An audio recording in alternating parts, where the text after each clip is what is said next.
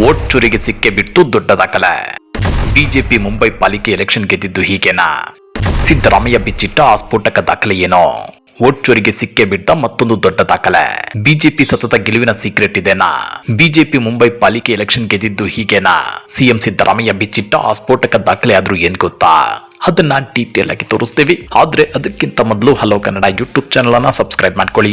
ಹಾಗೇನೇ ಪಕ್ಕದಲ್ಲಿರೋ bell button ಅನ್ನು ಪ್ರೆಸ್ ಮಾಡಿ. ಬೃಹನ್ ಮುಂಬೈ ಮಹಾನಗರ ಪಾಲಿಕೆ ಚುನಾವಣೆಯಲ್ಲಿ ಸ್ಯಾನಿಟೈಸರ್, ಅಸಿಟೋನ್ ಮತ್ತು ಇತರೆ ಏಜೆಂಟ್ಗಳಿಂದ ಕೈಬೆರಳಿಗೆ ಹಾಕುವ ಶಾಯಿಯನ್ನ ಸುಲಭವಾಗಿ ಅಳಿಸಿ ಹಾಕುವುದನ್ನು ತೋರಿಸುತ್ತವೆ. ಇದು ಚುನಾವಣಾ ವಿಶ್ವಾಸಾರ್ಹತೆಯ ಬಗ್ಗೆ ಗಂಭೀರ ಕಳವಳವನ್ನು ಹುಟ್ಟುಹಾಕುತ್ತದೆ.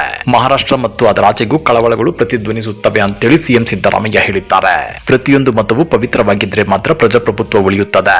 ಆದರೆ ಎಲೆಕ್ಟೋರಲ್ ಸುರಕ್ಷತೆಯ ವಿಶ್ವಾಸಾರ್ಹತೆಗೆ ಧಕ್ಕೆ ಆಗಬಾರದು ಅಂತೇಳಿ ಸಿಎಂ ಸಿದ್ದರಾಮಯ್ಯ ಹೇಳಿದ್ರು. 9 ವರ್ಷಗಳ ನಂತರ ಗುರುವಾರ ಬೃಹನ್ ಮುಂಬೈ ಮಹಾನಗರ ಪಾಲಿಕೆಗೆ ಚುನಾವಣೆ ನಡೆದಿತ್ತು. 227 ವಾರ್ಡ್ಗಳ ಪೈಕಿ ಬಿಜೆಪಿ ಮತ್ತು ಏಕನಾಥ್ ಶಿಂದೆ ನೇತೃತ್ವದ ಶಿವಸೇನೆ ಬಿಎಂಸಿ ಚುನಾವಣೆಯಲ್ಲಿ ಗೆದ್ದು ಬಿಗಿದೆ. ಬಿಎಂಸಿ ಚುನಾವಣೆ ಬೆನ್ನಲ್ಲೇ ಮಾಧ್ಯಮ ವರದಿಗಳು ಮತ್ತು ವೈರಲ್ ಆದ ಸಾಮಾಜಿಕ ಮಾಧ್ಯಮ ವಿಡಿಯೋಗಳು ಸ್ಯಾನಿಟೈಸರ್, ಅಸಿಟೋನ್ ಮತ್ತು ಇತರೆ ಏಜೆಂಟ್ಗಳಿಂದ ಅಳಿಸಲಾಗದ ಶಾಯಿಯನ್ನ ಸುಲಭವಾಗಿ ಅಳಿಸಿ ಹಾಕುವುದನ್ನು ತೋರಿಸುತ್ತವೆ. ಇದು ಚುನಾವಣಾ ವಿಶ್ವಾಸಾರ್ಹತೆಯ ಬಗ್ಗೆ ಗಂಭೀರ ಕಳವಳಗಳನ್ನು ಹುಟ್ಟುಹಾಕುತ್ತದೆ.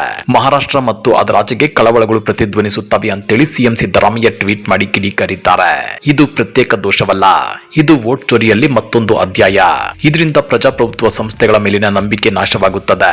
ಮೂಲಭೂತ ಸುರಕ್ಷತಾ ಕ್ರಮಗಳನ್ನು ದುರ್ಬಲಗೊಳಿಸುವುದು ಮತ್ತು ನಾಗರಿಕರ ಕಾಳಜಿಗಳನ್ನು ತಳ್ಳಿ ಹಾಕುವುದು ಪ್ರಜಾಪ್ರಭುತ್ವವನ್ನು ರಕ್ಷಿಸುವುದಲ್ಲ, ಅದು ಮತ್ತಷ್ಟು ಹಾನಿಗೊಳಿಸುತ್ತದೆ. ಚುನಾವಣಾ ಆಯೋಗವು ಈಗ ಪಾರದರ್ಶಕತೆ, ಹೊಣೆಗಾರಿಕೆ ಮತ್ತು ಸರಿಪಡಿಸುವ ಕ್ರಮಗಳೊಂದಿಗೆ ಕಾರ್ಯನಿರ್ವಹಿಸಬೇಕು ಅಂತೇಳಿ ಸಿಎಂ ಸಿದ್ದರಾಮಯ್ಯ ಹೇಳಿದ್ದಾರೆ. ಕೇಂದ್ರದಲ್ಲಿ ಬಿಜೆಪಿ ನೇತೃತ್ವದ ಸರ್ಕಾರ ಮತ್ತು ಭಾರತ ಚುನಾವಣಾ ಆಯೋಗವನ್ನು ಗುರಿಯಾಗಿಸಿಕೊಂಡು ರಾಹುಲ್ ಗಾಂಧಿ ನೇತೃತ್ವದ ಕಾಂಗ್ರೆಸ್ ವೋಟ್ ಚೋರಿ ವಿರುದ್ಧ ರಾಷ್ಟ್ರವ್ಯಾಪಿ ಪ್ರಚಾರ ಮಾಡುತ್ತಿದೆ. ಪರಿಸ್ಥಿತಿ ಹೀಗಿರುವಾಗಲೇ ಇಂತಹ ಗಂಭೀರ ಆರೋಪ ಕೇಳಿ ಬಂದಿರುವುದು ಕಾಂಗ್ರೆಸ್ ಕೈಗೆ ಬ್ರಹ್ಮಾಸ್ತ್ರ ಕೊಟ್ಟಂತಾಗಿದೆ. ಇನ್ನ ಮಹಾರಾಷ್ಟ್ರ ಸ್ಥಳೀಯ ಸಂಸ್ಥೆ ಚುನಾವಣೆಗಳಲ್ಲಿ ಮತದಾರರ ಬೆರಳುಗಳಿಗೆ ಗುರುತು ಮಾಡಲು ಅಳಿಸಲಾಗದ ಶಾಯಿಯ ಬದಲು ಮಾರ್ಕರ್ ಪೆನ್ನುಗಳನ್ನು ಬಳಸಲಾಗುತ್ತಿದೆ ಅನ್ನೋ ಆರೋಪ ಕೇಳಿ ಬಂದಿದೆ. ಇದರಿಂದ ಚುನಾವಣಾ ಅಕ್ರಮಗಳಿಗೆ ನೆರವಾಗಲಿದೆ ಅಂತೇಳಿ ವಿರೋಧ ಪಕ್ಷಗಳು ಆರೋಪಿಸಿದ್ವು.